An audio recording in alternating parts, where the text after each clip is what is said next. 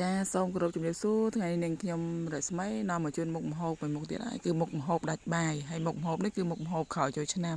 ហើយទៅពេលក្រោយចូលឆ្នាំគឺដាច់លុយដែរចាពុកបងប្អូនអរគ្នា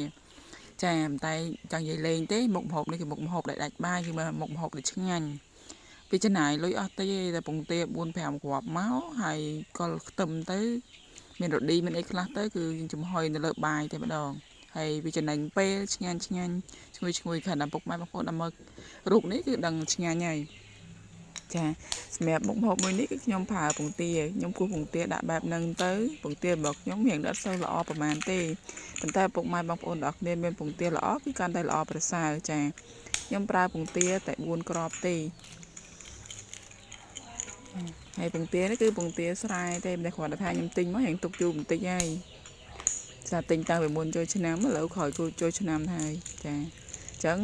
ពេលក្រោយចូលឆ្នាំចឹងលុយក៏វារៀងខ្សោយដែរចឹងក៏នេះខ្ញុំធ្វើមុខម្ហូបមួយហ្នឹងទៅគឺមុខម្ហូបដាច់បាយហើយមុខម្ហូបដែលដាច់លុយដែរចានិយាយលេងទេពុកបងប្អូនអរគ្នាប៉ុន្តែមុខម្ហូបហ្នឹងគឺឆ្ងាញ់ចាហើយទៅនឹងខ្ញុំប្រើរ៉ូឌីគឺមួយកូនស្លាបព្រាតូចហ្នឹងហើយនឹងប៊ីចេងគឺបន្តិចទេហើយនឹងស្ករសកន្លះកូនស្លាបព្រាហ្នឹងហើយខ្ញុំច្បល់វាចុះច្បល់ឡើងទៅពេលយើងច្បល់ចុះច្បល់ឡើងអញ្ចឹងធ្វើពងទារបស់យើងឡើងបានល្អហើយដល់ពេលយើងយកទៅញ៉ាំទៅក៏វាឆ្ងាញ់ចាសម្រាប់ការមុខម្ហូបរបស់ខ្ញុំនេះគឺឆ្ងាញ់តែគាត់ថាវាធ្វើយ៉ាងខុសរូបមន្តលើកមុនវិញអញ្ចឹងណាអញ្ចឹងក៏វារៀងអត់សូវឡើងប្រហែលដែរពីការលើកមុនខ្ញុំប្រើទឹកត្រីតែលើកនេះខ្ញុំប្រើរ៉ូឌី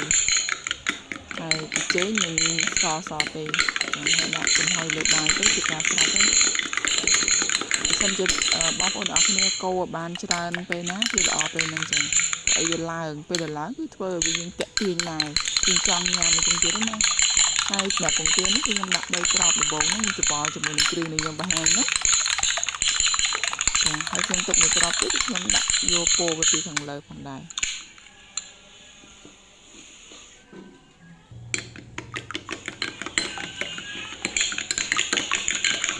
ខ្ញុំមិនថាខ្ញុំកោក៏បានខ្ញុំច្បល់វាក៏បានចុះឡើងរហូតដល់ពងមាន់ពងទានឹងវានេះណាវារៀងឡើងបន្តិចចាអញ្ចឹងជាបន្តមកទៀតហ្នឹងគឺខ្ញុំចាំបាច់លាងនៅខ្ទឹមមិនខ្ញុំហ្នឹងគឺខ្ញុំដាំនៅក្រោយចេះអញ្ចឹងខ្ញុំទៅកាត់វាពីបេកុលមកគឺវាមកហាន់ទាំងកុលនិងស្លឹកដើម្បីដាក់នៅក្នុងពងទាចំហុយហ្នឹងចាហើយសម្រាប់ពងទាចំហុយនេះខ្ញុំដាក់លក្ខខ្ទឹមយ៉ាងច្រើនបន្តិចដែរហើយដោយសារខ្ញុំចូលចិត្តចឹងចឹងឪពុកម៉ែបងប្អូនគ្នាមិនសូវចិត្តលក្ខខ្ទឹមបាច់ដាក់ក៏បានឬក៏ដាក់បន្តិចក៏បានដែរ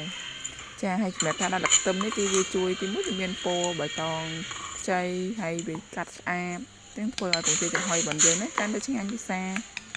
ហើយបើសិនជាពុកម៉ែបងប្អូនទាំងគ្នាធ្លាប់ធ្វើគឺប្រាប់នាងខ្ញុំផងតែរូបមន្តណាដូចគ្នាអត់សម្រាប់អ្នកសម្រាប់ខ្ញុំគឺអ្នកខេត្តតាកែវហើយនៅស្រុកគិរីវង្សចឹងណាតែពុកម៉ែបងប្អូនទាំងគ្នានៅខេត្តផ្សេងទៀតអាចវិធីធ្វើខុសគ្នាតែគ្រាន់តែថាពងទាចំហុយនេះគឺពងទាចំហុយដូចគ្នាទេគេហៅម្ហូបដាច់បាយចាចឹងបាយខ្ញុំដាំរៀងដូចឲ្យជ្រួតទឹកហើយអញ្ចឹងខ្ញុំបើកម៉ូបឆ្នាំងទៅខ្ញុំកូរពងទាខ្ញុំដែលក្លឹបហើយណាហើយខ្ញុំយកវាទៅដាក់នៅក្នុងឆ្នាំងបាយរបស់ខ្ញុំហើយសម្រាប់ពងទាចំហុយនេះគឺតែបាយឆ្អិនគឺអាចថាពងទានឹងឆ្អិនមកហើយវាមិនពិបាកក្នុងការចម្អិននោះទេចាហើយខ្ញុំក៏គ្របវាអញ្ចឹងទៅចាអូសម្រាប់ទៅមើលពណ៌ក៏ស្អាតដែរហើយសម្រាប់នឹងពងទានេះខ្ញុំទុកឲ្យពងទាដែលសាច់ក្រហមវាពីក្នុងណាមកគ្របដាក់លើដើម្បីវាបានពណ៌កាន់តែស្អាតស្រស់ស្អាតទាក់ទាញណាបងប្អូនតូចឬក៏ក្មួយរបស់នាងខ្ញុំចូលចិត្តមែនតើដោយសារវាមានពណ៌ស្អាតហើយបងខ្ញុំទៀតបងថ្លៃរបស់ខ្ញុំទៀតអូគាត់មកហូបជុំគ្នាគាត់សើមុខម្ហូបនេះឆ្ងាញ់ណាគាត់ចូលចិត្តចឹងខ្ញុំតែងតែធ្វើហូបជុំគ្រួសារឬក៏ហូបឬក៏ពេលខ្ញុំធ្វើការនៅខេត្តម្នាក់ឯងអីចឹងទៅគឺគេមកអស់ចឹងទៅព្រោះនាងខ្ញុំតែធ្វើមុខម្ហូបដាច់បាយមួយហ្នឹងហើយចុងក្រោយទៀតក៏នាងខ្ញុំមាននៅចិត្តចុងជាមួយនឹងចាហួយហ្នឹងគឺបងចិត្តទៀតគាត់ឲ្យទេគាត់មកពីផ្សារណាគាត់ទិញចាហួយដូងគេធ្វើអំពីសាច់ដូងនិងចាហួយហ្នឹងតែម្ដងហើយមានរសជាតិឈ្ងុយឆ្ងាញ់ចិត្តពិសាមែនតែនចាហើយក៏អរគុណពុកម៉ែបងប្អូនទាំងអស់គ្នាដែលតែងតែទស្សនានៅវីដេអូរបស់នាងខ្ញុំហើយសូមជូនពរសំណាងល្អសុខភាពល្អជួបគ្នាឱកាសក្រោយនៅវីដេអូក្រោយទៀតពីនាងខ្ញុំរស្មី អរគុណតែជាទស្សនាវីដេអូរបស់នាងខ្ញុំបាយបាយ